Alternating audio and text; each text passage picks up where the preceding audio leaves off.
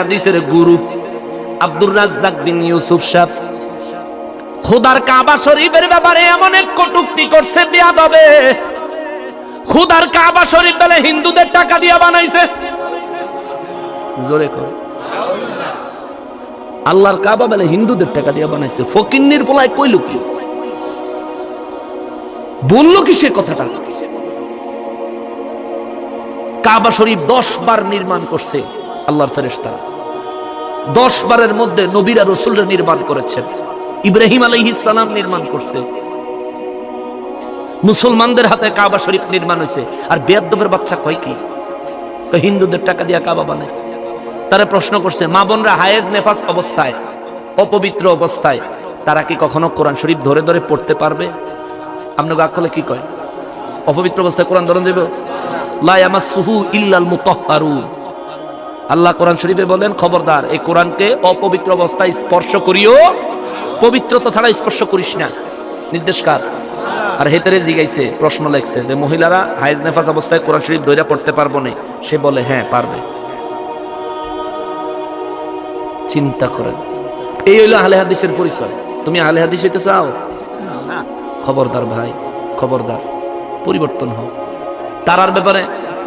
তারার ব্যাপারে বিভিন্ন কথা আমরা যে বলি, তারার লোক তো আমরা দুশ্মনী নাই, কিন্তু তোমার জাহান্নামের দিকে নিয়ে যায়, এর লিগে বাধ্য হইয়া আমরা তাদের বিরুদ্ধে কথা বলতে হয় তোমার বাঁচানোর জন্য। ভাই তুমি হয়তো আমারে কইবা যে হুজুরে অমুকের বদনাম তমুকের বদনাম করে। তুমি একটু চিন্তা করো, নিজের বিবেকের জিজ্ঞেস করো যে তুমি যেই হুজুরের অনুসরণ করো, এই আব্দুর রাজ্জাক বিন ইউসুফ সাহেব, যে হুজুরে তুমি একদম বড় হুজুর মনে করো, তোমার হুজুর কইলো খোদার কাবা বানাইছে হিন্দুদের টাকা দিয়া। তোমার হুজুর কইলো মহিলারা নাপাক অবস্থায় কোরআন শরীফ ধরতে পারবে, হায়েজ নেফাস অবস্থায় কোরআন শরীফ ধরতে পারবে। এই সমস্ত কথাবার্তা কোনোটা কোরআন সুন্নায় তো যাই না, এটি তো বিবেকের সাথেই যায় না। ঠিক কিনা বলে? এটা তো বিবেকের সাথে যায় না। সুস্থ মস্তিষ্ক, সুস্থ জ্ঞান সম্পন্ন মানুষ, আলেমন লাগতো না, সুস্থ জ্ঞানের মানুষ, সে তো কোনোদিন এই সমস্ত কথা মানবো না। তুমি কি অসুস্থ? কেমনে মানছো ভাই? কেমনে মানলা তুমি? মিলাদ পড়িনারা জাহান্নামী, নাবির নিচে হাত বান্ধা নামাজ পড়িনারা জাহান্নামী। তোর বাবাই দাদাই 14 গোষ্ঠী নাবির নিচে হাত বান্ধা নামাজ পড়া মিলাদ পড়া কবরে গেছে। কারণ তোর বাপ দাদা সব জাহান্নামে গেছে। তুমি কইতে আইছো ব্যস্ত যাইতা? ঠিক কিনা বলে? কইতে আইছো তুই ব্যস্ত যাবি গায়ে? কত সোজা, তোর হুজুর তার দিয়ে লাইছে। কেমনে যাইবি ভাই, কেমনে? তোমার মা বাবার তুমি মিলাদ পড়লে, কিয়াম করলে যদি জাহান্নামী হইয়া যায়, তো তোমার আব্বা আমার বিয়ার সময় 100% গ্যারান্টি মিলাদ কিয়াম হইছে। কি বলেন? আজকের থেকে 20 বছর আগেও যাগো বিয়ে হইছে, হ্যাঁ বিয়ের মধ্যে হুজুরা মিলাদ শরীফ পড়া দোয়া করে। এই আপনার এলাকার ইমাম সাহেব, সাবেক ইমাম সাহেব, কেউ হুজুর আপনার জীবনে যে ইমামতি করছেন, মানুষের বিয়ার মধ্যে গিয়ে বিয়া পড়ানোর সময় মিলাদ পড়া দোয়া করে এরপর বিয়া পড়েছেন না? হ্যাঁ, তো যে পোলা নতুন করে আহলে হাদিস হয়ে করে, যারা মিলাদ পড়ে ক্যাম্প করে, হেরা জাহান্নামী। তো তোর আব্বা আমার বিয়ার সময় মিলাদ ক্যাম্প পড়ছে, তার মানে তোর আব্বা আমার বিয়া শুদ্ধ হয়নি, ঠিক না? তাহলে এটা জাহান্নামী কাম করছে, এর লাগি তোর আব্বা আমার বিয়া শুদ্ধ হয়, তাহলে তুই তো অশুদ্ধ সন্তান। হ্যাঁ, আমি তো এটা কইলে তো ফরক আমার দোষ, আপনি কোন বেশি করে? আমি তো কইলে গেলে আমার দোষ। তোর আব্বা আমার বিয়া শুদ্ধ হয় নাই, তাহলে প্রথমত তোর জন্মে গন্ডগোল আছে বেটা। তো তোর মতো বেটা যেই ফুলার জন্মে গন্ডগোল, সেই ফুলাই তো নিজের বাপ মার বিরুদ্ধে কথা কইব। কথা কোন ঠিক কিনা? তোর জন্ম যদি ঠিক থাকতো, তাহলে তোর মার লাগা, বাবার লাগা, মুরব্বীকে লাগা তোর মায়া থাকতো যে আল্লাহ কয় কি রে কইতাইছে হুজুরে, আমার আব্বারে আমার আম্মারে তা করে জাহান্নামে পাঠায়, আমার আইছে বেহেশত নিত। তোমার বিবেক তখন এটা ধরতো, তোমার বিবেক কেন ধরে না? কেন তোমার বিবেক ধরে না ভাই? তোমার বিবেকে কি হইছে? কি হইছে? তোমার বিবেক ঘুমায় গেছে কেন? উঠাও, নিজের বিবেক জাগ্রত করো। যেই দলের মানুষ বলে যে নবী নূর, সেই নবী তালাক, তুমি কেমনে ওই দলে যাও? আমার নবীর নূর কইছে আল্লাহ কোরআন শরীফে, কত জাআতুম মিনাল্লাহি নূর, সূরা মায়েদার 15 নম্বর আয়াতে আল্লাহ বলছেন নবী নূর। তাহলে তুমি ওই নবী কই যে নবী নূর, সেই নবী তালাক, তুমি তার পক্ষে কেমনে যাও? হায় হায়, খবরদার ভাই, আল্লাহর রাস্তায় দুইটা হাত জোর করি। তোমার কোন হুজুর যদি একেবারে আহলে হাদিস জন্মের বুঝানি বুঝাই এলায়, তোর দুইটা ফাও ধরে কই তুই আমার লগে যোগাযোগ করিস, তোরে যা যা বুঝ দিছে এই বুঝগুলি আমারে দিস, তোর বুঝ যদি গ্রহণযোগ্য হয় আমি বুঝি আমিও তোর লগে আহলে হাদিস হয়ে যা, কিন্তু তুই আগে আমারে বুঝা। এরপরে দিয়ে যদি তোর এই কথাগুলো যদি কোরআন সুন্নাহ বিরোধী হয়, আমি তোরে কোরআন শরীফ খুললা, হাদিস শরীফের কিতাব খুইলা আমি তোরে তোর সামনে তুইলা দিমু, দলিল দিমু। তোর বিবেকে যদি লয় তুই মানিস, আর যদি বিবেকে না লয় তাইলে তুই একেবারে প্রাইভেট গাড়ি ভাড়া কইরা তুই জাহান্নামে যাইস গা, আমার কিচ্ছু আইয়া যায় না।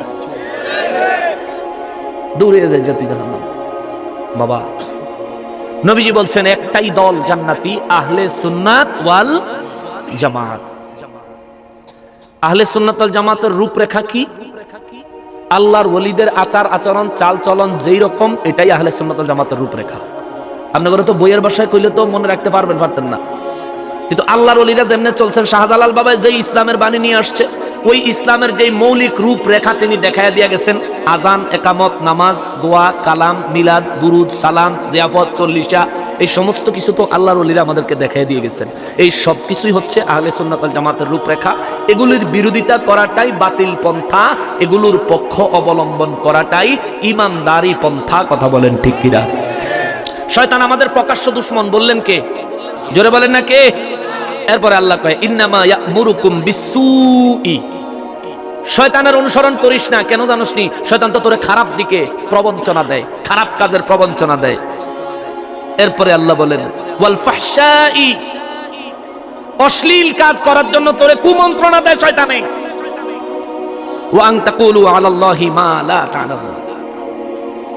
মুসলমান, ইবলিস শয়তানে আপনার এমন ক্ষতি করে, এমন ক্ষতি করে, আল্লাহ কয় বান্দারে তুই তো বুঝোস না, তুই তো বুঝোস না, অতএব শয়তানের অনুসরণ করিও না। আজকে আমরা আলোচনা থেকে জানতে পারলাম, আমরা যা রিজিক খাবো হালাল এবং পবিত্র রিজিক খাবো।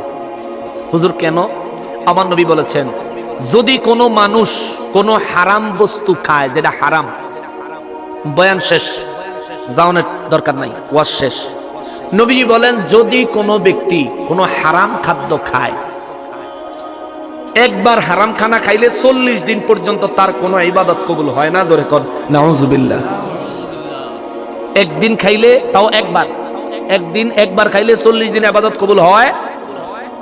আর যদি ডেলি ডেলি খায়, তাহলে মসজিদের সামনের কাতারে নামাজ পড়লে কি বলবো ভাই? সুদখোরে মসজিদের সামনের কাতারে নামাজ পড়েনি, কতক্ষণ পড়েনি? আল্লাহ কোরআন শরীফে বলছেন ইন্নাস সালাতা তানহা আনিল ফাহশাই ওয়াল মুনকার। যে ব্যক্তি নামাজ পড়ে, নামাজ নিজেই তাকে খারাপ কাজ থেকে, অশ্লীল কাজ থেকে দূরে সরায় রাখে। কিন্তু সুদখোর নামাজও পড়ে, আবার সুদও খায়, আসেনি? ঘুষখোর নামাজও পড়ে, ঘুষও খায়, আসেনি? হুজুর আল্লাহ কইলো নামাজ মানুষরে খারাপ কাজ থেকে ফিরিয়ে রাখে, তাহলে হেতে সুদও চলতেছে, নামাজও চলতেছে। ঘটনাটা কোথায়? ঘটনা হইলো হ্যাঁ যে আগে সুদ খাইছেনি, হ্যাঁ শরীরের ভিতরে তো হারাম আছে, তখন হ্যাঁ যে নামাজ পড়ে, কোন নামাজ কবুল হয়? তো নামাজ কবুল হইলে সারা হে নামাজে হেতারে বাঁচাইতো, তার নামাজ কবুল হয় না।